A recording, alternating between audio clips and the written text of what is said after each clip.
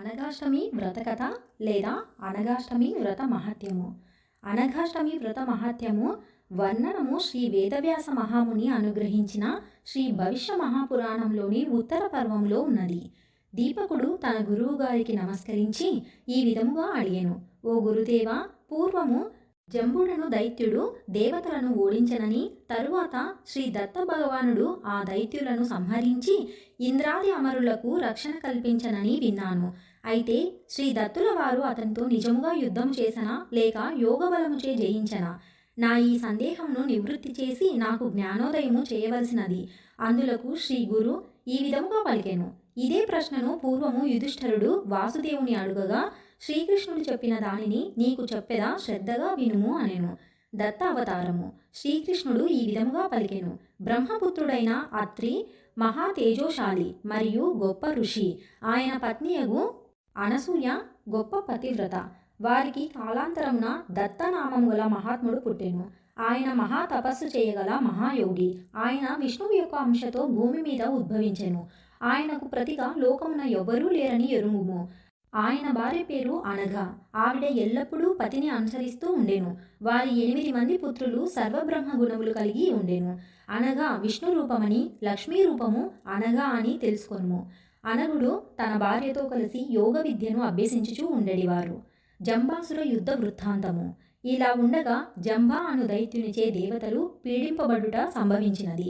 బ్రహ్మ వలన లభించిన వరప్రసాదమున జంబుడు అమరావతికి వెళ్ళి 100 దివ్య వర్షములు యుద్ధం చేసెను. ఈ సంగ్రామంలో పాతాళ లోకంలోని రాక్షసులను కూడా కలిసిరి. అసంఖ్యేయమగు దైత్య దానవ రాక్షస సైన్యముతో యుద్ధము జరుగుచుండెను. వారిచే ఓడింపబడిన ఇంద్రుడు మరియు మరుద్గణాది దేవతలు తమ స్థానములు విడిచి 10 దిక్కులకు తరిమివేయబడితిరి. ముందు వైపు ఇంద్రాది దేవతలు భయముతో పలాయనము చేయుచుండా వెనుకగా జంబదైత్యుడు వెంబడించుచుండెను. బాణ సంఘాతములతో గదా ముసల ముద్గరాది ఆయుధములతో దైత్యులు పోరాటము చేయుచుండిరి. అడవి దున్నలపై, గేదెలపై, పులులపై, కోతులపై మరియు ఇతర జంతువులపై ఎక్కిన దైత్యులు దేవతలపై బండరాలను, శరములను కురిపిస్తూ వెంబడించెను. అలా దేవతలు వింధ్యగిరిపై అనగా మరియు అనగా దంపతులు నివసిస్తున్న ఆశ్రమంనకు చేరెను. అక్కడకు చేరుకున్న అమరులు వారిని శరణు కోరుతూ ఇట్లనెను: ఓ దేవదేవ జగన్నాథ, శంఖచక్ర గదాధర, పాహి పాహి. ఆపదలో ఉన్న మాకు శరణమును ఇవ్వుము. జంబదైత్యుని చేతిలో మాకు పరాజయము వచ్చినది. మీ చరణ పద్మములు కాక సురులకు భక్తులకు ఇంకేమీయును గతి లేదు. కావున ఓ బ్రహ్మ, దేవతలమైన మేము మీ ఆశ్రయమునకు వచ్చితిమి. వారి ఈ విలాపంను అజుడగు ఆత్రేయ భగవానుడు విని తన దేవియగు అనగా వైపు లీలగా చూచెను. విగత జ్వరముతో వచ్చి ఉన్న అందరూ దేవతలకు అలాగే అని అనుమతినిచ్చి తుష్టిపరిచెను. ఇంతలో అక్కడకు దైత్యులు ప్రహరణం చేయుచూ వచ్చిరి. అక్కడ ఉన్న బ్రాహ్మణిని అంటే అనగాదేవిని చూచి ఆమె అందమునకు పరవశులై మదము నిండిన చిత్తముతో ఈమెకు పువ్వులు పండ్లు ఇచ్చెదమని ఎత్తుకుపోసాగిరి. ఇది గమనించిన దత్తుల వారు తన ధ్యానాగ్నిచే వారిని స్తంభింపచేసెను. అనగాదేవి తన తపోశక్తిచే దైత్యులకు శక్తిహీనులుగా చేసెను. నిస్తేజముతో శక్తి క్షీణించిన దైత్యులను చూచి దేవతలు వారిపై ప్రహరణం చేసిరి. కత్తులతో, శూలములతో, త్రిశూలములతో, గదలతో దేవతలు దాడి చేయుచుండా ఆ బాధ భరింపలేక దైత్యులు రోదనము చేసిరి. అసురులు దేవశస్త్రములచే మరియు జంబుడు ఇంద్రునిచే సంహరించబడెను. అటు తరువాత దేవతలు తమ స్వరాజ్యమునకు మరియు అందరూ తమ నిజపురములకు చేరుకొనెను. ఈ మహిమను సురులు, మునులు, దేవర్షులు కొనియాడిరి. వీర్యార్జున కథ. శ్రీకృష్ణుడు తన సంభాషణను కొనసాగిస్తూ ఈ విధముగా పలికెను: ఆ దత్తుల వారు తన కర్మల చేత, మనస్సు చేత, వాక్కు చేత సర్వలోకములకు శుభములు కలిగించుచుండెను. ఆ మహాతపశ్శాలి ఊర్ధ్వబాహువులతో కట్టెవలే, ఒక రాయి వలె చలనము లేకుండా నియమములు పాటించుచు తపస్సు చేయసాగెను. కనులతో భృగటి మధ్యస్థానమును చూచుచు 3000 దివ్య వర్షముల స్థిరముగా తపస్సు చేయసాగెను. అలా ఊర్ధ్వరేతస్కుడై యోగస్థితిలో ఉన్న ఆయన వద్దకు మాహిష్మతీరాజు అయిన కార్తవీర్యార్జునుడకు వచ్చెను. రాత్రింబవళ్ళు అలుపులేక వినయముగా శుశ్రూష చేయసాగెను. గాత్రముతో పూజను, మానసికముగా చింతన చేయుచు సంపూర్ణ నియమములు పాటిస్తూ ఆనందముగా సపర్యలు చేసెను. అందులకు సంతోషించిన దత్తుల వారు అతనికి వరములు కోరుకోమని అడుగగా కార్తవీర్యార్జునుడు 4 వరములు కోరెను.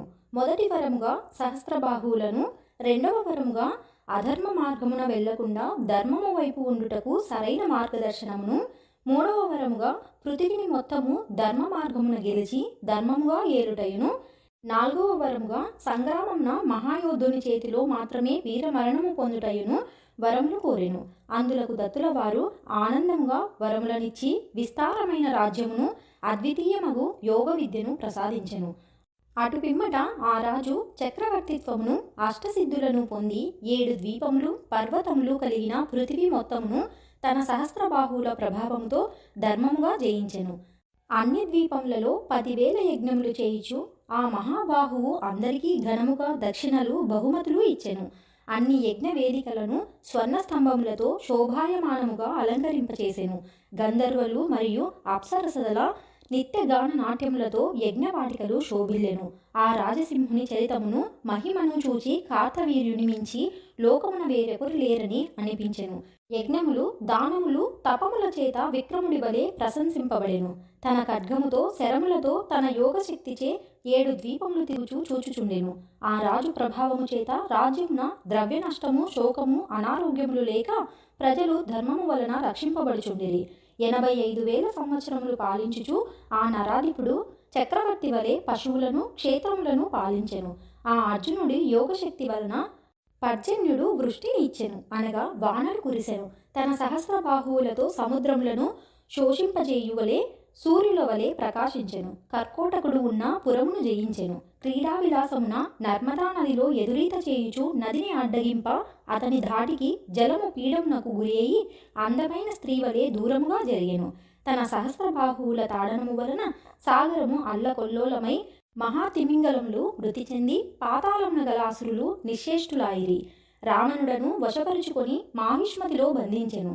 తరువాత పులస్త్య ఋషి అభ్యర్థనను గౌరవించి రావణాసురుని విడిచెను. కానీ విడుదలైన రావణాసురుడు పులస్తుని నిందించెను. ఒకసారి ఆకలి వలన భిక్షకు వచ్చిన చిత్రభానునికి సప్తద్వీపములలోని పంటలను లతలను వృక్షములను భిక్షగా ఇచ్చెను. ఇటువంటి గుణములు కార్తవీర్యార్జునకు కేవలము యోగాచార్యుడైన అనగా దేవుని కృప వలన మాత్రమే కలిగెను. అలాంటి యోగి వరము లభించిన కార్తవీరుని వలన మధ్యలోకమున అనఘాష్టమి వ్రతము ప్రసిద్ధి చెందెను. అనఘ నామ వివరణ. అనఘ అనగా పాపము. లోకములో అఘము 3 విధములుగా కలుగును. అలాంటి అఘమును నాశనము చేయువాడు అనగుడని తెలుసుకొనుము. అనఘని విధి విధానమున అర్చించిన అష్టగుణములు అష్టైశ్వర్యములు కలుగును. అనిమ లఘిమ ప్రాప్తి ప్రాకామ్య మహిమ ఈశిత్వ వశిత్వ కామాన సాయిత అను 8 యోగ సిద్ధులను అర్చించుట వలన మోక్ష లక్ష్యములను సిద్ధించును. కావున భక్తితో దత్తనామమును స్వీకరించిన అఘములు అంతమగును. జగత్తును అఘరహితముగా చేయు అనగుడు నా అంశయే అని తెలుసుకొనుము. అనగాష్టమి వ్రత విధానము. ఇది వినిన యుధిష్ఠరుడు ఇటుల పలికెను. ఓ పుండరీకాక్ష, ఈ సర్వరాజు అయిన అర్జునుడు చేసిన వ్రతము ఏమిటో, వాటి మంత్రములు, సమయము, ఏ కాలమునందు ఏ తిథులలో చేయవలెనో నాకు చెప్పుము కేశవ అనెను. అందులకు శ్రీకృష్ణుడు ఈ విధంగా చెప్పసాగెను. మార్గశీర్ష మాసములో కృష్ణపక్షములో వచ్చు అష్టమి తిథి యందు బాహుపుత్రులతో కలిసి ఉన్న అనగా మరియు అనగా దంపతులను ముందుగా శాంతపరిచిన అంటే శుద్ధి చేసిన భూమి భాగమునందు అష్టపత్రములు చిత్రము యందు కలశములలో గాని పద్మముల యందు గాని లేక దర్భల యందు గాని స్థాపించి పూజింపవలెను. ముందుగా స్నానమాచరించి పుష్పములు మరియు సుగంధములతో విష్ణువును ధ్యానించి ఋగ్వేదంలోని రుక్కులతో అర్చింపవలెను. వాసుదేవుని అంశ అయిన అనఘని, లక్ష్మీ అంశ అయిన అనఘాని, హరివంశంలో చెప్పబడిన ప్రద్యుమ్నాదులను వారి పుత్రవర్గమును భావించి అర్చింపవలెను. ముందుగా శూద్రులకు విప్రులకు నమస్కరించి ఆ కాలంలో లభించు మంచి ఫలములు, కందములు, శృంగాటములు, రేగులు మొదలగు వివిధ నైవేద్యములను గంధ ధూప దీపాదులతో సమర్పింపవలెను. అటు తర్వాత ద్విజులతో సంబంధీకులతో మరియు బంధువులతో భోజనము చేయవలెను. వ్రతము చివరిలో కనీసం ఏ ఒక్కరినైనా ఈ వ్రతము చేయుటకు ప్రేరేపింపవలెను. ఈ వ్రతము అజీవనము చేయనగుదుగా అను సత్యమును నేను చెప్పుచున్నాను. కనీసం 1 సంవత్సరమైనా చేయవలెను. ఆ రాత్రి నటనము, నాట్యము, గానము మొదలగు వాటితో జాగరణ చేసి నవమి నాటి ప్రభాత సమయంలో దేవతా ప్రతిమలను నీటిలో విసర్జనం చేయవలెను. ఇట్లు ఎవరైతే భక్తియుక్తులతో శ్రద్ధగా ప్రతి సంవత్సరము చేయునో వారు సర్వ పాపముల నుండి విడుదల పొందెదరు. కుటుంబము వర్ధిల్లును. విష్ణువు వారి పట్ల ప్రసీదగొడవును. 7 జన్మల వరకు ఆరోగ్యము కలిగి తదుపరి పరమగతిని పొందును.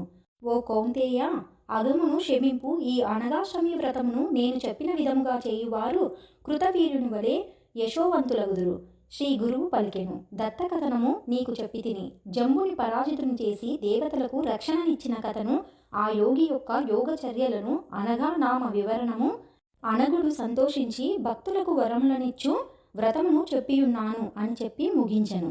అనగాష్టమి వ్రత కథ లేదా వ్రత మహత్యము సమాప్తము. స్వస్తి.